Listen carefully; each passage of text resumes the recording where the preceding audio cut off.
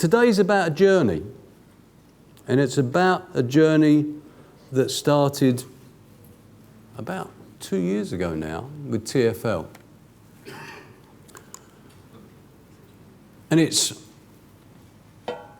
about how we started to work together with TfL and their major contractors to improving safety when working at height.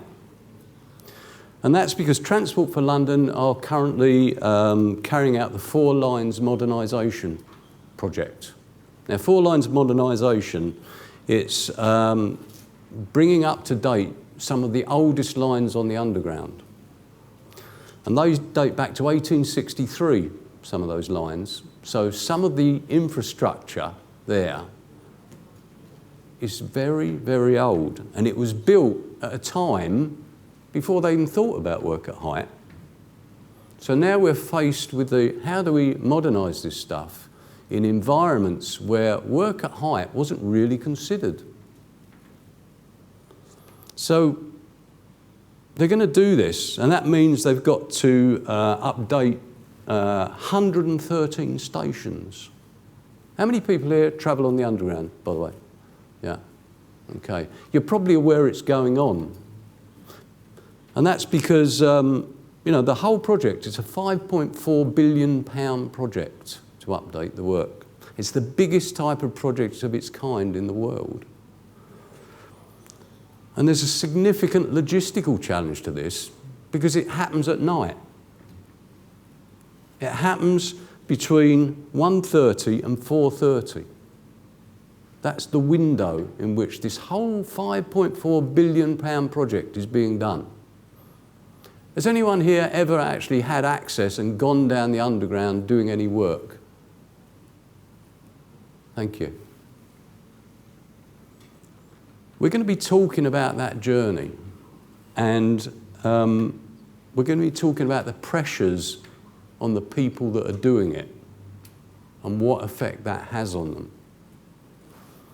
You guys that have been down there, is it a nice environment? No. The journey begins really one night when we get a phone call, and it's a call to PASMA from TfL and a question. So what do you guys do then? Pardon? So what do you guys do? You know, all these guys across the network, they've all got a card with their name on it. But it also says, this card is the property of PASMA. So we're having lots of problems with towers down on the tube. What are you going to do about it? Gasp in amazement. Did I really pick the phone up, you know? Because a PASMA-trained person had built this tower.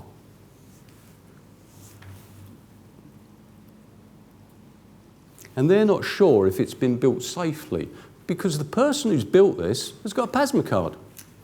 There's no one else there who's got a PASMA card, but the person who built this tower has got a PASMA card. And they're taking pictures, and this guy's building the tower. Can anyone spot the first bit? Anyone? Yeah, he's working on an unprotected platform.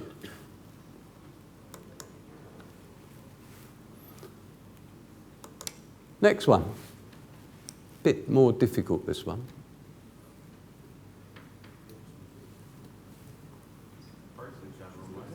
The bracing, yeah. The bracing's not in the correct position. So an untrained person looked at the tower and went, that doesn't look right.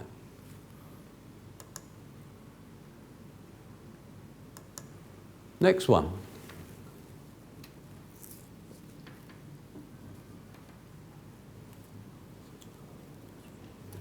Look at the gap between the platforms.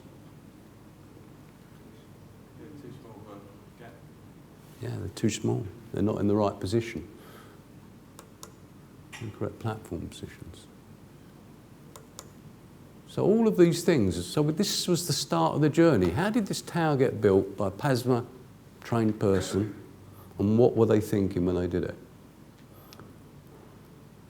And that kind of leads me to the question. We train people, but what happens next day?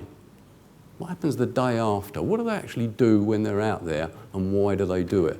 And that started a whole train of thought for me. It was just a bit of a, really? What happens next day? So here's another one. A couple of weeks later, we'd had the discussion, well, this is what PASMA do, and this is what we're trying to do. And we'd started the discussion with them, and then we get this one. Okay. Anyone like to see if they can spot the difference? Hammer. Yeah. Missing handrail. There's another one on there. I'm going to put that one first. The platform position. Look at the gaps, again, between the platforms. Missing guardrails. Anything else? Jacked up on the left-hand side to a full extent. Compensate for the steps. He's blocking the fire escape. Keep them coming. All of those, plus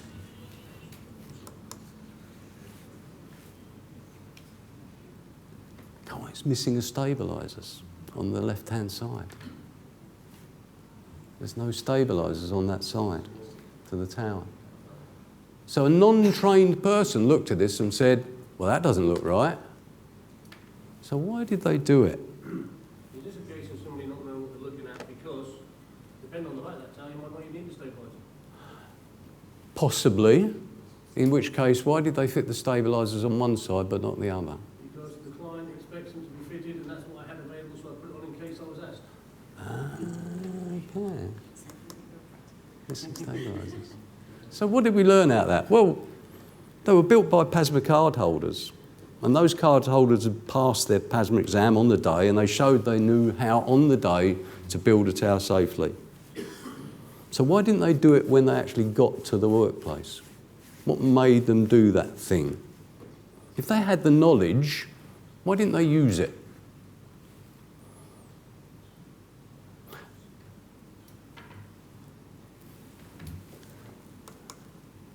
They had the card. Next call. This is another call, another station, another job, again at night. So they make 2 towers out of 1. Any calls? Missing diagonals, Okay. stabilisers. Okay. How did he build it? Yes. Skillfully. Massive. The massive question. How did they get those platforms up there? There's no components laying on the ground. There's no spare components. You lot are sharp, aren't you? You've got the lot so far. The platform, how did they get that platform into that position? It's like, if that one is like that, why is that one like that? They're standing next to each other, for God's sake. Missing diagonal. And the mystery component, the ladder. What is that doing there? So you can pass them up, stunners. How did that get to be there?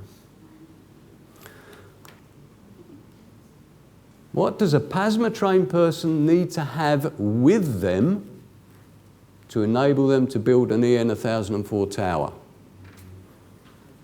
All right? What does a PASMA trained person, need to have with them to enable them to build an EN 1004 tower? And we're going to select all that are required. Their PASMA card, do they need that with them? How do they get on site? A copy of today's Metro. Actually, some people would say yes, but no, a copy of today's Metro. A spirit level.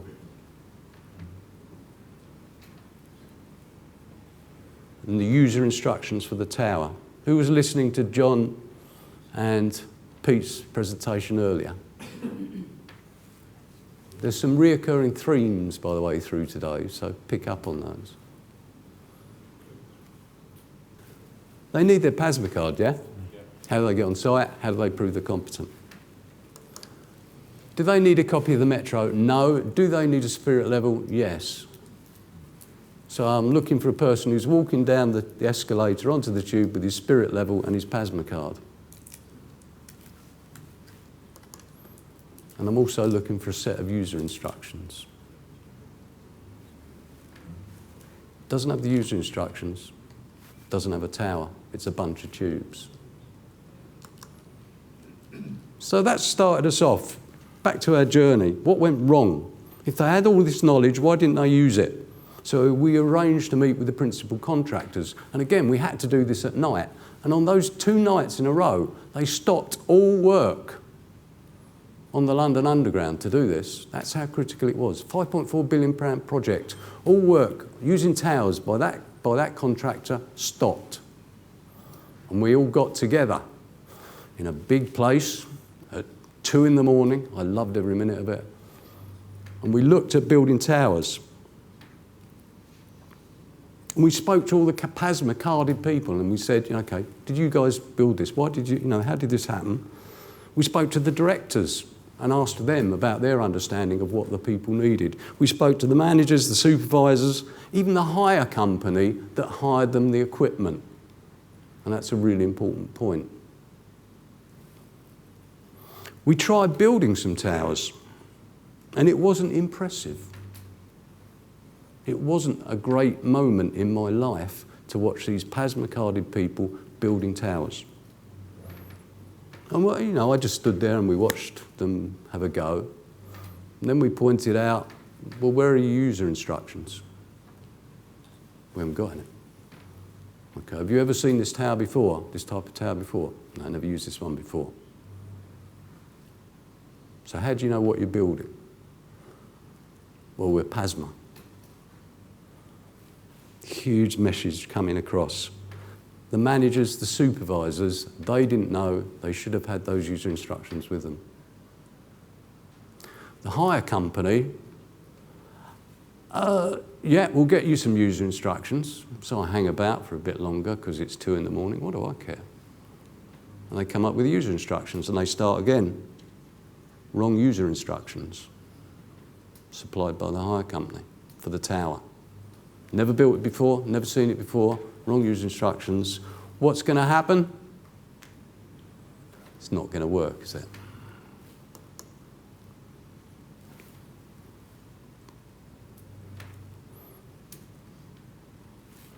So we have these PASMA carded people. We need to start having this discussion about what's going on. We need to talk about the user instructions. Let's get this clear. And this is possibly for guys who are not PASMA. We teach people, all of you familiar with Lego, yeah? Yeah? Well, I am, I've got kids, but all of you familiar with Lego. We teach you how to build the fire engine using the fire engine instructions, yeah? If you've got the fire engine instructions, it doesn't teach you how to build the rocket. It's as simple as that. You've got to have the instructions for the thing you're building. We don't teach you to free build. There's a bunch of bits now, you can build whatever you like. We don't do that. We teach you to build the fire engine. That was a massive lesson for TfL and strangely enough, for the contractors. They didn't realise that. They thought that because this PASMA card person had this card, didn't need the instructions. Why do they need the instructions? They know how to do it. They know how to do it because they're following the instructions. It's a really important point.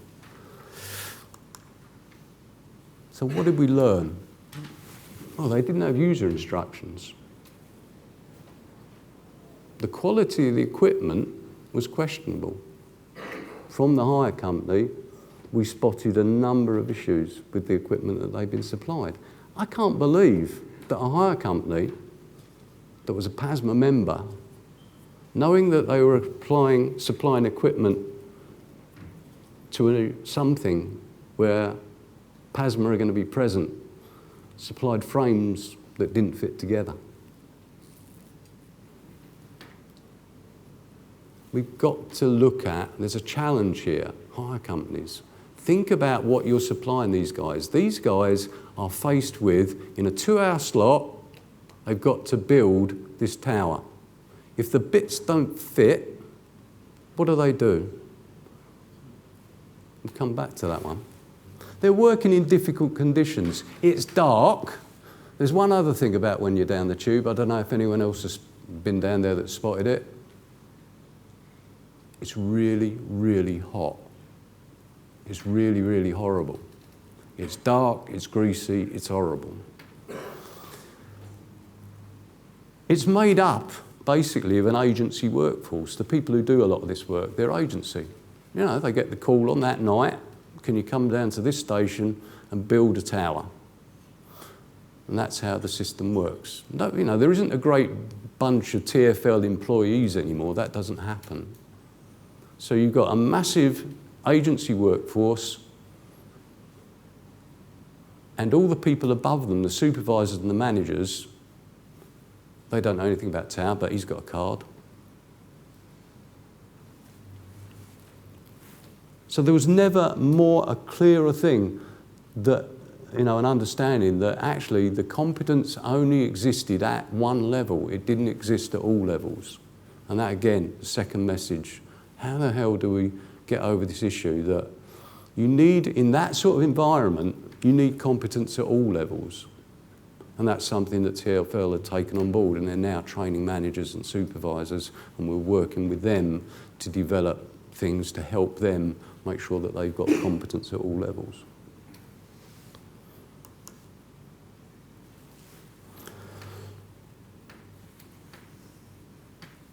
This is my next step on the journey, and it's a tower built by a company on behalf of TfL contractor, and it was used as a means of access to a flat roof. It was 1139 Part 6 cantilever structure. And you can see it there. The idea was that they climbed up that tower and they went onto that roof to carry out work. So it was a means of access.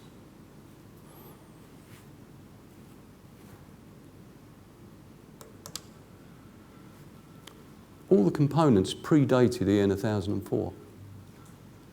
There wasn't even an EN 1004 equipment.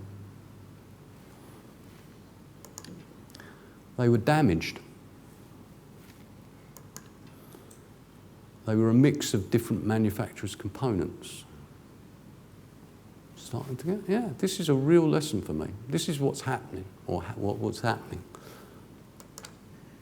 They were tied in by a TfL person who was so worried about it that he actually got Unistrut and he tied it in because he thought, that can't be right. But somebody built that for them and didn't tie it in. That middle brace, have I got a pointy thing? I've got a pointy thing. That middle brace there, yeah, which is filling up the gap, TfL did that.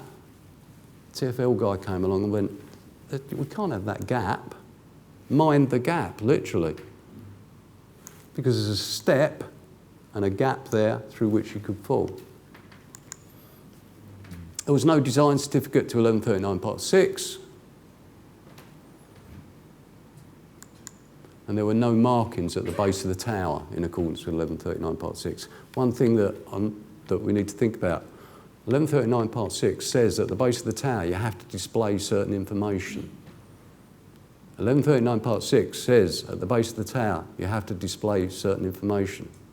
1139 Part 6 says at the base of the tower you have to display certain information. If that information is not there, the tower doesn't comply with 1139 Part 6. Is everyone clear? It's really important information because in certain structures, there's certain things that are marked on the tower which no longer apply.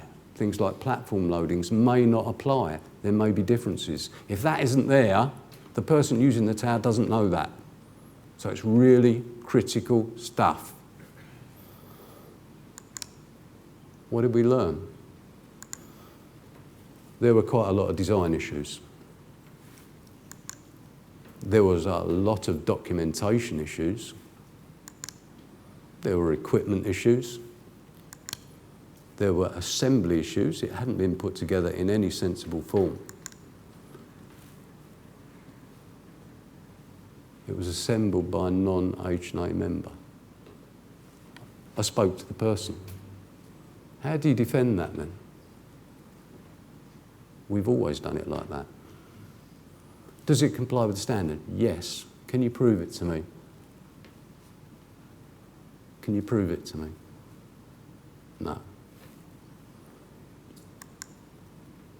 The difference is, PASMA hire and assembly members, you've heard about it today, you'll see more about it, they have to follow their procedures. Those procedures include things like using equipment that meets the standard, making sure it's in good condition, making sure it's handed over properly, that the people building it are trained properly.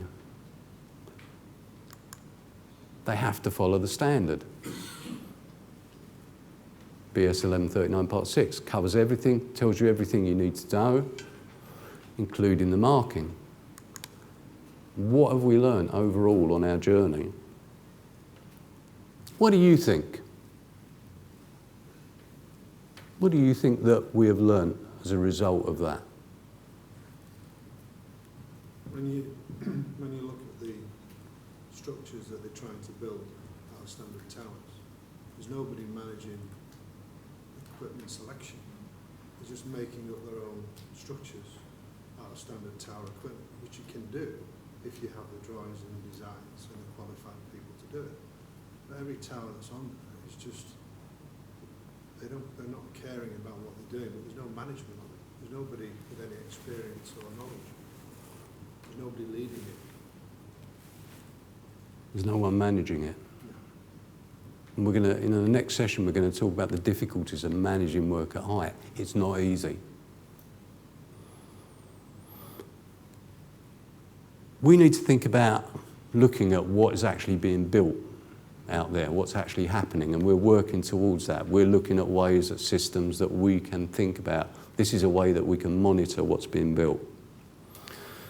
That's something we're working on. And we're working on it with TfL because it's a great environment, it's a closed environment, it's something that we're doing. So we're working together with them on this collaborative look at how can we monitor what's actually being built out there and record it and gather the data and understand what's actually happening. And we're going to roll that one out. With a transient agency workforce, you need to have that level of management in at all levels. You can't just have it in and just say, the guy's got a PASMA card, that's good enough for me. There's all sorts of documentation that comes with this stuff. People need to be aware that they need to see that documentation and that it should exist. So it points to having competence at all levels. The quality of the equipment that we buy and that we hire. And if Chris had been here today, he was going to challenge hire companies.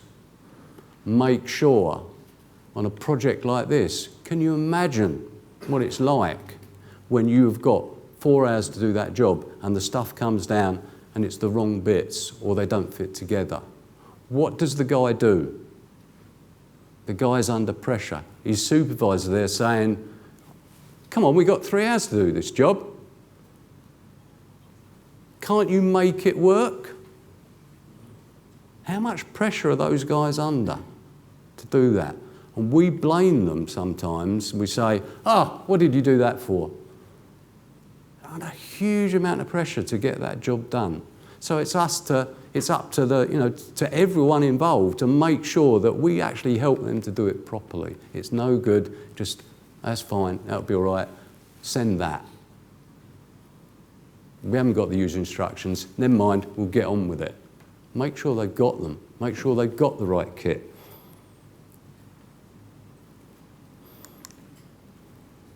We need to think about targeted training for certain sectors. Does anyone know what ballast is on the railway? Yeah. Put ballast on the bottom of the tower. Doesn't exactly work, does it? And there's also, I mean, that's just a stupid example, but there's all sorts of things where in a specific environment, how you build a tower is totally different. So we're thinking about, okay, do we need to think about targeted training for certain sectors? And the railway is one of them. We need to monitor what's going on. We need to understand it. We need to raise competence at all levels. And we need to raise the quality of some of the equipment that's out there. We need to use the right people when we're getting stuff built, especially, you know, if you're getting someone in to build your tower, make sure it's the right person and that they know what they're doing. Thank you for listening. If you've got questions, we'll take them. Have we got time, Pete? Yeah, we've got time for some questions if people have got them. If not, or if you're shy and you want to ask questions later, I'm around all day. Yeah, I hope it's promoted some thought. Sir? High companies, speaking about high companies, when who's a contractor or a contractor calls a high company and says, I want a tower, normally the higher desk people go, okay, sir, what size do you want? What they don't do is ask the question, what's it for? Because normally the high desk people haven't had training. They don't know how to put it together normally. They haven't been out to the site. They don't know, configurations and that sort of thing. They're just there to answer the phone and get the stuff out onto site as far as they can. So do you not think it would be a good idea to go to the high company and say, as part of standard, you need to train your high desk people, just so they've got a little bit of an idea, not a massive idea, but they can ask the right questions to make sure then they get the right equipment to the site. Higher desk training is, you know, we said this morning, there's a list of things we've got to do. And this points out that fact, it readies it. Higher desk training is on our list of things to do. We'll get there, yeah, because it's a very important thing. Yeah, fully agree, totally agree. They goes into the guys providing second equipment, they make sure they've got the right diagonals, platforms, etc. That gets to the site, then the site guys who are building it have to check the equipment where they get it. So it's like 3 kinds of checks, which will then help stop this scenario of compromise from the rest of each one. You don't want the components make it work. Similar question that goes on to when it gets to site from the high desk, we ask the question, where's the manufacturer literature? I've seen it happening, and it over relies on the app, which is not always connectivity on site. So there's a big push on the app to say use your manufacturer literature for all the towers available, positively. Yes. That's on site from maybe, like you say, the majority, not all, but quite a lot of them, and you say where's the manufacturer literature, the supervisor, maybe maybe not collected, lads on site.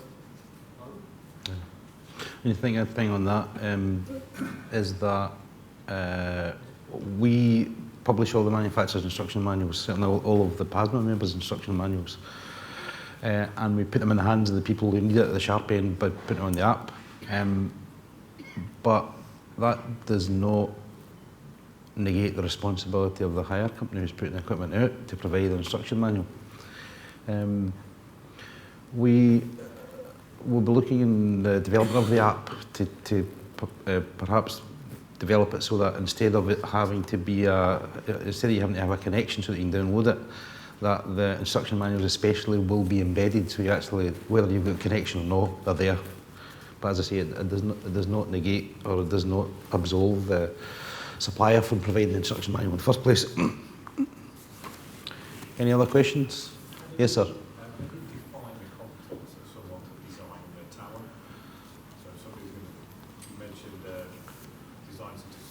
I work for a safe style that we're doing installing. Yeah. If we're going to put the towers up, how do we design the different tower types and how do I define competence of someone to do that? The competence of the person designing the tower. For the different application, whether it's a cantilever or a So I'm going to interrupt into it a few seconds. So there are two different ways to look at it. John and Pete covered it previously.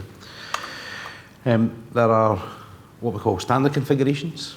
Standard configurations, you will know it's a standard configuration because there is an instruction manual that tells you how it goes together. Yep. So those have already been pre-designed. The limitations of that standard configuration are contained in that instruction manual. So as long as you are working within the confines, within the envelope of that standard configuration, you follow that instruction manual. When it gets to non-standard configurations, Don will tell you that that requires a design engineer to calculate it, to provide a design certificate and whatever else, Don. The law says that you have to be a competent person to design a tower. PASMA don't actually train tower designers at the moment. Okay, our work has been, first of all, was getting a standard published which covered the subject, and that makes the requirements. The law says you have to be a competent person. So competence is this this mixture of theoretical, practical, and working knowledge. It's a very vague thing, but you have to be able to stand up in court. We were talking about this in Germany a little while ago, and someone said a person generally knows if they're competent to actually design a tower. Mm-hmm. If they read the standard and they look at it and they go, I don't know what this is talking about, they're not competent. But it's one thing that you need to do, you need to understand is we need to raise a level of the awareness at all levels that standard exists and there's certain things that standard demands and requires, and that's what we need everyone to understand as to what's required. In practical terms, what it would mean for a user organisation such as yours is that if you have an instruction manual with a standard configuration and your operatives have been through that training for that particular module, then knock your socks off. If it's a non-standard configuration, which has had to be designed by a design engineer, which would generally be the manufacturer's design engineer or a design engineer authorised by them, I'm coming to you in just 1 second, sir, then it is unlikely that your operatives will be competent because that is covered by Towers for Riggers. Towers for Riggers deals with more complex structures where there's a design drawing and, as I say, it's non-standard. Okay, thank you. Sir? Is there any plans to reduce the recertification on PASMA tickets? On PASMA training? Yeah. I can tell you at this stage of the game there are no plans to reduce that period. It has been considered before. In fact, it has been floated about a couple of times before. And we have been unable to, when it has been raised at council, we have been unable to satisfy council that there is a valid reason for us doing so.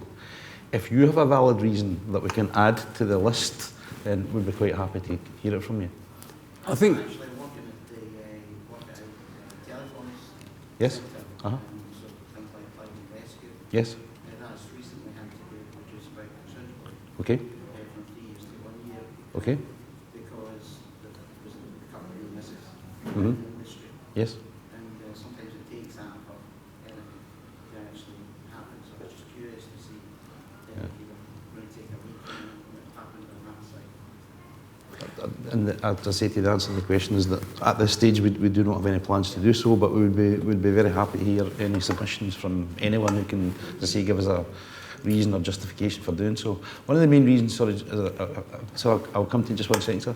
One of the main reasons why it did not get through council is because council took the view that it would be perceived that we were reducing the validity period of the card only as a means of generating additional income for our training centres. And that was one of the main reasons why we said, look, we should do that. To be honest with you, we're probably looking at it, and the direction that we're taking on it is that rather than reduce the validity period, that we should improve the ongoing, reminders and CPD to users. And again, one of the key things in that is the use of the app to be able to get information out to the people at the sharp end so that they are getting refreshers all the time.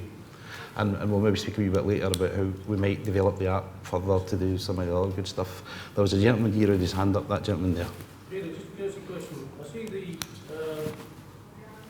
similarity in TT20 on design and non-design. The intent of PASMA then that these standardised designs are going to come out into a format which we, as industry, and depending on what industry you may work in, will be able to obtain Yes. and refer to. Yep. So what timescale is that? So with those standard configurations, the ones that John was talking about this morning, the idea is that every one of those has to be supported by a set of user instructions. Yep. That's your fire engine, that's your rocket, it will cover that range that manufacturers will release those standard configurations with a range of heights, widths, whatever, for that particular configuration of tower. And that will be what the person then uses to build that tower. And as Don is saying, Well, that's the end user. I'm talking about we, as the organisation, saying there is a standard design which we can go to, yep. and there it is tabled. Yes. Yep. Yep. So again, that depends on the manufacturer, because the manufacturer may have different, exclusions they put on it. They may have different dimensional requirements. Yeah. But the key to it, as Don said, is the instruction manual. We know it's a standard configuration because there's an instruction manual which tells you the limitations of use, that wide, that high, that much of a cantilever. And you'll see when we get to the tower showcase that what we're trying to do is to simplify that so that we actually are using icons to demonstrate this is a standard tower, a straight up down tower, this is a tower with cantilever, and the instruction manuals, the training courses, the course notes, the codes of practice related to it will all carry that icon so you can follow it all the way through. So It brings up a really good point that you've said in some ways, though, is the fact that a set of user instructions is for a make, model of tower. You can't use that to build another one, yeah? So the user instructions apply to a specific make, model of tower.